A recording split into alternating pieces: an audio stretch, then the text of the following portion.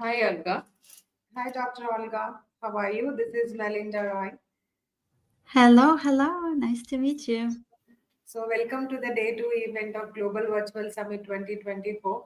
So, are you enjoying the sessions? Yes, it's been great so far. Yes, thank you. Thank you. Thank you so much. So, before we would like to, before you start your presentation, so we would like to give a brief introduction of yours to the audience. So, welcome on stage, Dr. Olga. So, Dr. Olga Dos Santos is an energy coach and healing working with teachers around the world, helping them step out burnout, stress, anxiety into the life of joy, peace, calm through holistic practices.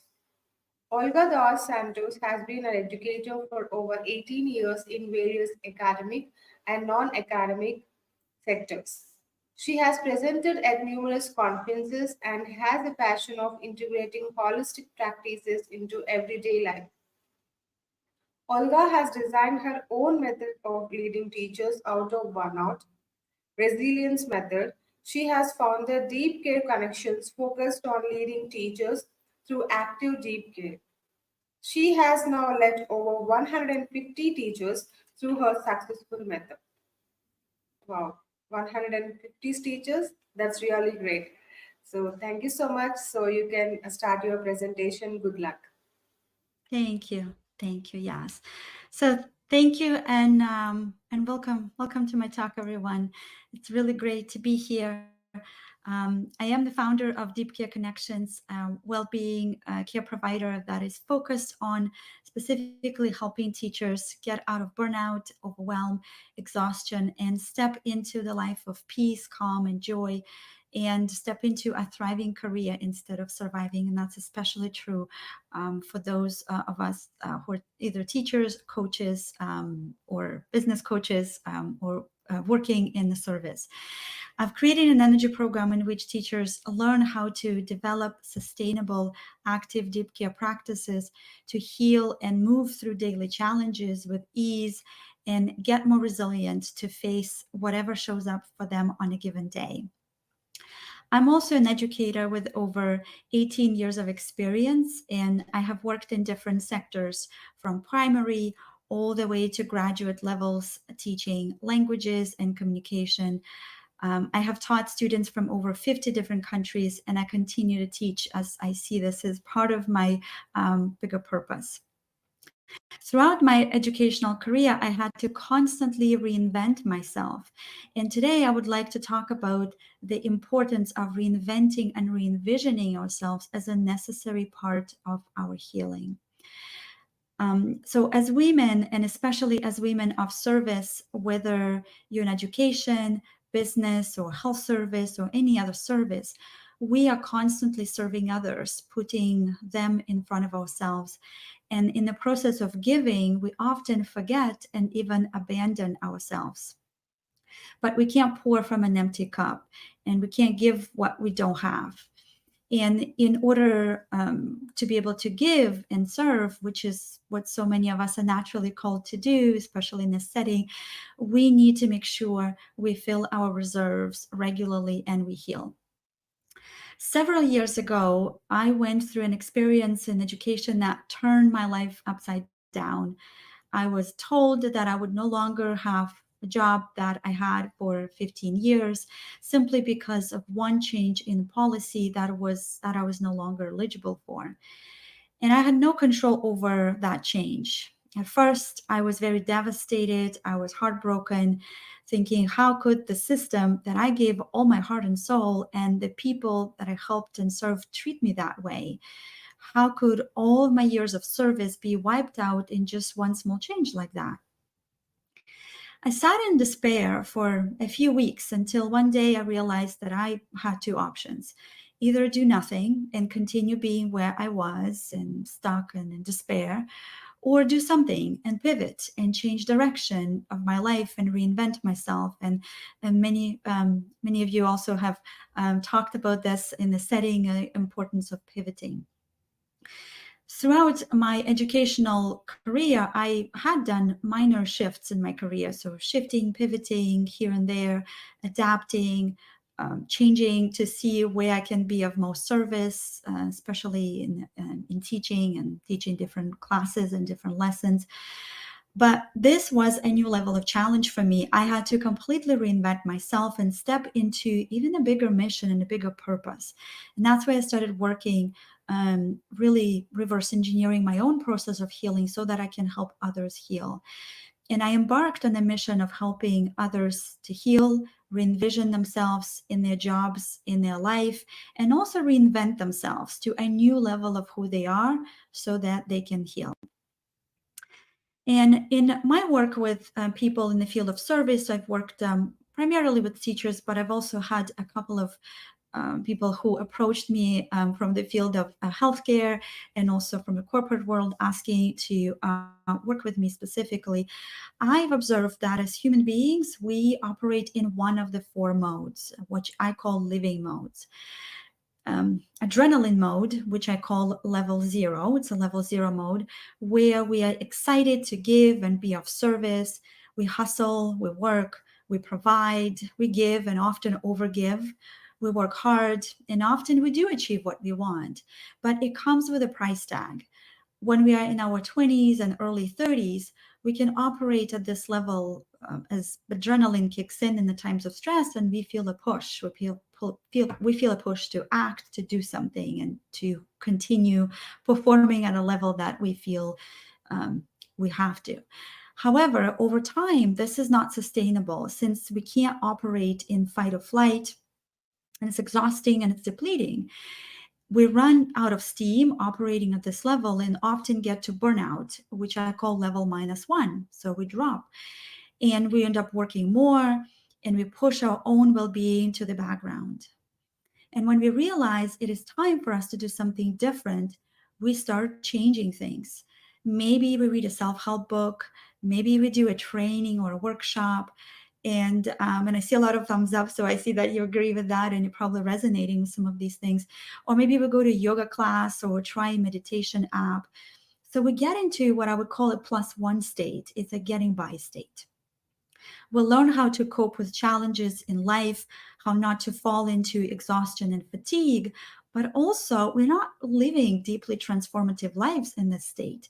We just coast through life. We are no longer in survival. We're not in the adrenaline mode, the zero level. We're not in a -1 level, which is a burnout. We're in the +1. We're no longer in survival, but we're not thriving either. And we don't feel like we have that spark. And it feels like something is missing, but we may not know what and why and how to change that. And so at every level of this living mode, we feel stuck. But to move to the next level, we need different tools and practices to support us.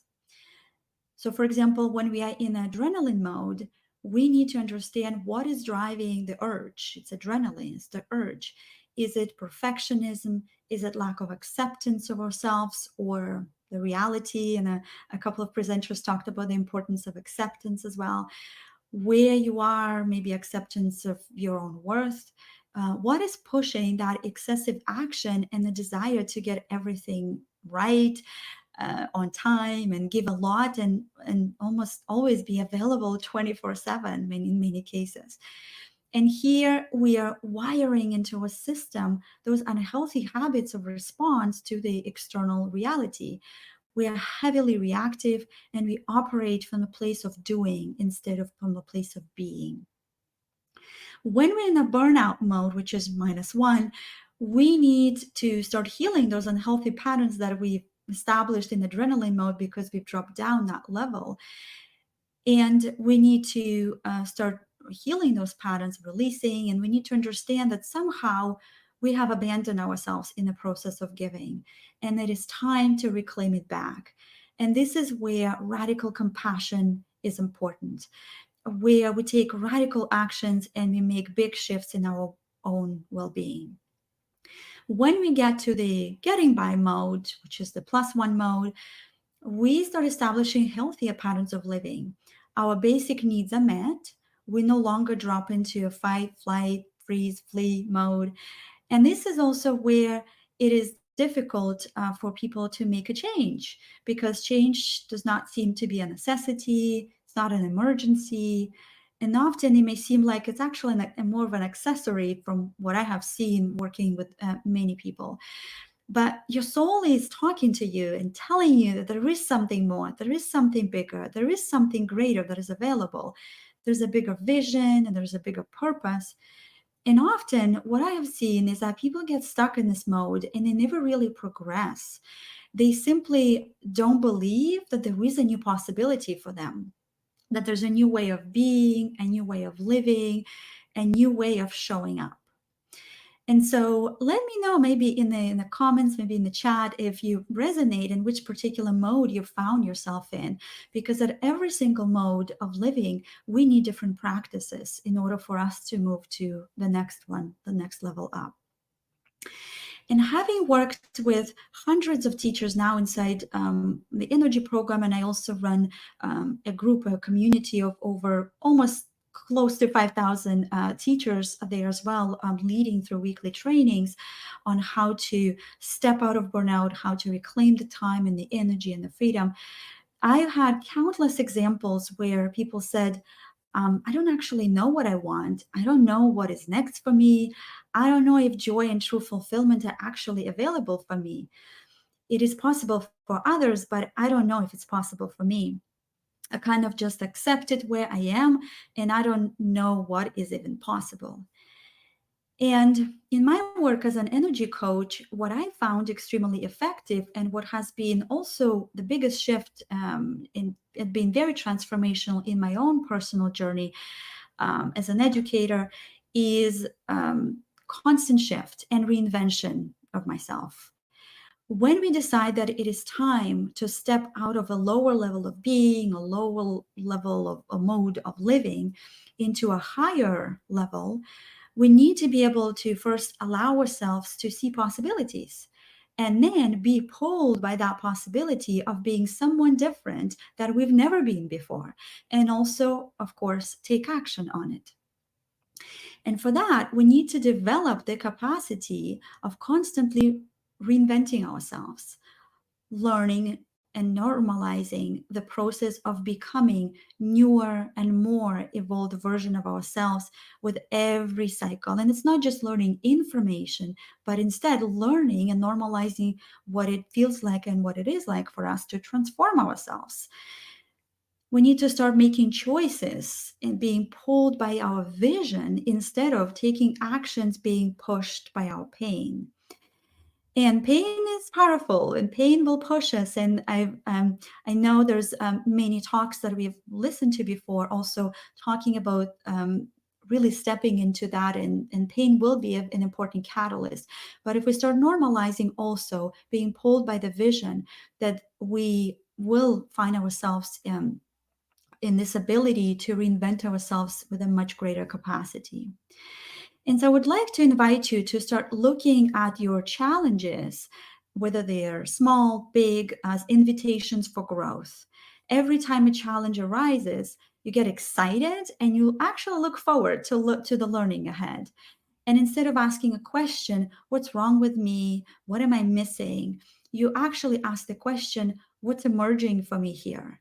What is the next point of evolution, growth for me? What is the next point of expansion? And asking the right questions is key. And I found that especially working with teachers and those women who are also leaders. For example, teachers, they lead in their own classrooms and they have to show up every day. And so asking questions to help see learning and growth and up-leveling is so important. Because then you realize that for you to deal with this challenge, you actually have to up-level your skills. Perhaps this is acceptance, maybe that's compassion, maybe that's your connection with yourself or others, maybe that's resiliency, or maybe emotional capacity to respond to what arises. And so we know that the external world is constantly talking to us. We're in the constant feedback loop with the energy, the universe, and we take the challenges as an invitation and for growth. We take that invitation to upgrade ourselves.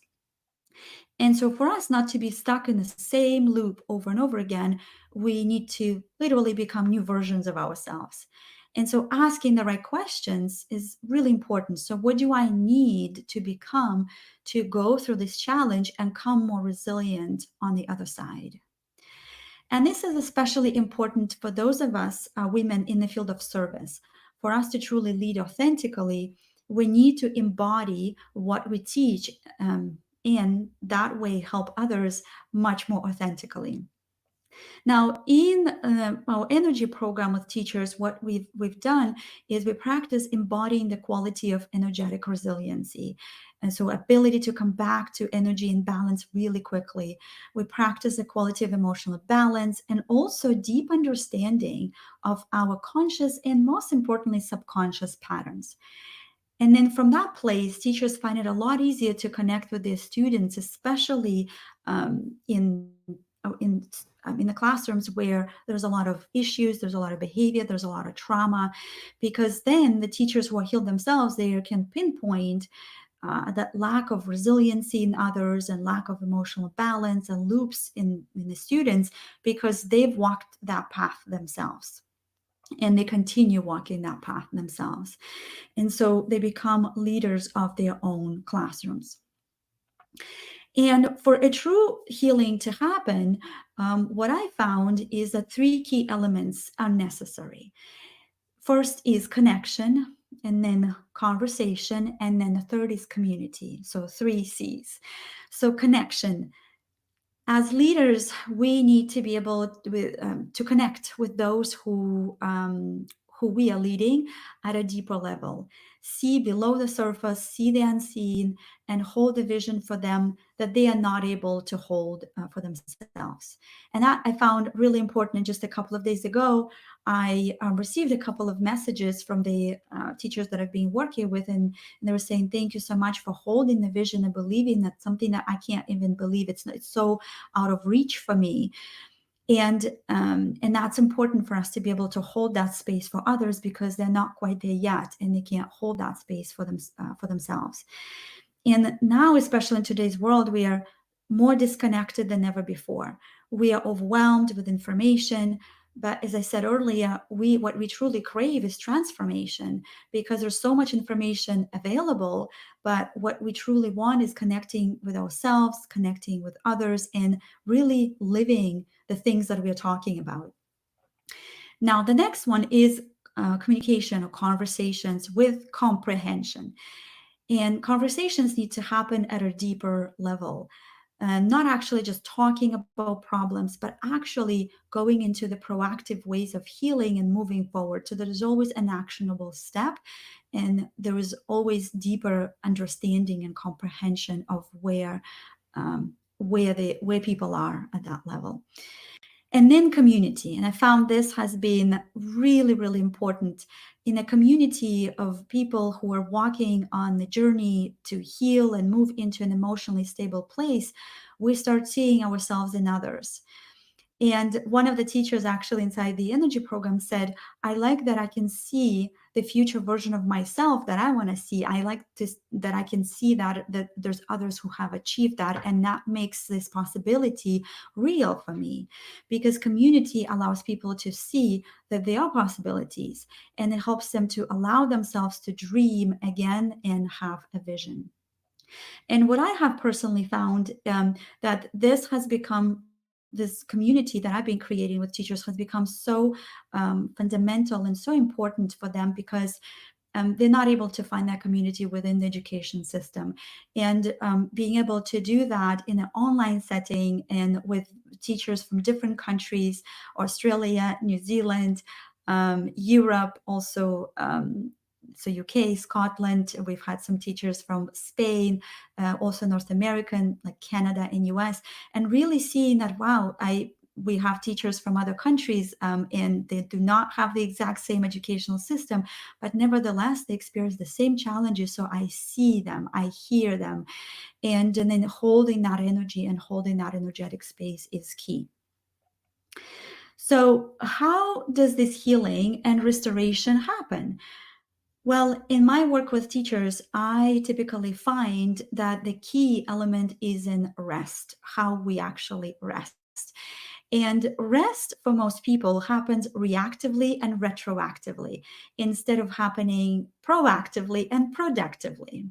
And I would love for you to reflect on, how do you rest? What do you do when you're not working, when you're not doing things? And I'll walk you through each type of rest and why resting proactively and productively is so crucial for us, because that's what allows us to build that resiliency and the emotional capacity and really truly heal. Now, in the passive rest, which I call it's a reactive rest or retroactive rest, we rest to kind of recover.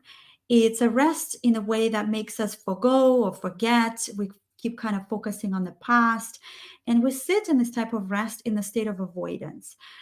We sit in the belief of, well, all of the other things are hard. I'm glad that this is over. And we go about life really thinking that, well, it's okay for me to kind of go and injure myself and and maybe in some way get completely burnt out. In many cases, actually, that I've helped people move through is burnout. But then I need to recover. And how we recover here is, it can be binge watching something, binge eating, or avoiding whatever we actually want to do, and we don't may not even remember what we truly want to do because we're just so exhausted. And we sort of are in this constant loop. And I've seen this with those people who work in the field of service, that work on a cycle of a year, where we work really hard during the year. And then after, there was this burnout that we reach, or exhaustion or fatigue. And then we recover passively. We recover as a way to sort of come back to balance. Now, on the other side, there was proactive rest. And that's when we rest in a way that makes us rewire and remember who we truly are. We rewire our synaptic patterns and our nervous system so that our body and our mind don't respond in the same way to the same triggers that we may encounter after the resting period is over. And we learn how to respond to situations. So it becomes sort of our responsibility, our ability to respond. But for this, we need to sit in space and rewire our old patterns of functioning and remember them, so that when we go back into that cycle, we do not repeat the same patterns. And in our attempt to find balance, we often rest in different ways. And I've found 4 ways how people tend to rest. And I will walk you through all 4, and maybe you will resonate with 1 or 2, and you will see where perhaps you may want to make some tweaks. First one is very much of a passive rest, a rest for recovery. We're not building the emotional capacity for the future. First one is what I call disrupt and repair. And this is how most people, what I found, I used to be there too, how most people create balance. We push very hard and we collapse in exhaustion, fatigue. So it's balance, but it's not very pleasant. So we rest from burnout, we rest from fatigue, we push as hard as we can until we have no energy left or very little left. And then we spend time recovering. Maybe we go to resorts, retreats, cottages, and these are all beautiful things. But here's the logic behind it, is that we sort of do that damage first. We run so hard, we work so hard, and then we recover and restore. And often that may come with medication as well, that we turn to that. We may nourish and nurture ourselves, but we only tend to typically do surface level stuff because we just repair to come back to that neutral state, but we're not building that wealth of well-being. So we're coming back to that level 0, or maybe we go to +1, but we're not really going into that +2 level where we're thriving. And then there is run and escape. That's the second. When we are on a schedule, we do things to escape and avoid what creates instability in us. So, for example, it's numbing, right? That can happen here. We also can maybe binge watch TV shows, or could be eating habits as well. we may change professions, we may go to another workplace, but at the end of the day, we don't want to look deeper into our patterns, our emotions, and so we start escaping because it gets very, very uncomfortable. And that's why having that support, what I was talking about earlier, connection, community, and conversations are really important to make sure that escaping doesn't happen. Then there was pushing and pulling. And pushing and pulling is when we create balance, but we have a lot of boundaries around our balance and we protect them. It's a very forceful energy. It's an energy of protecting, and in some way that actually creates over time isolation and separation. And many times when I've worked with teachers who created strong boundaries, I would ask them questions: how are you feeling?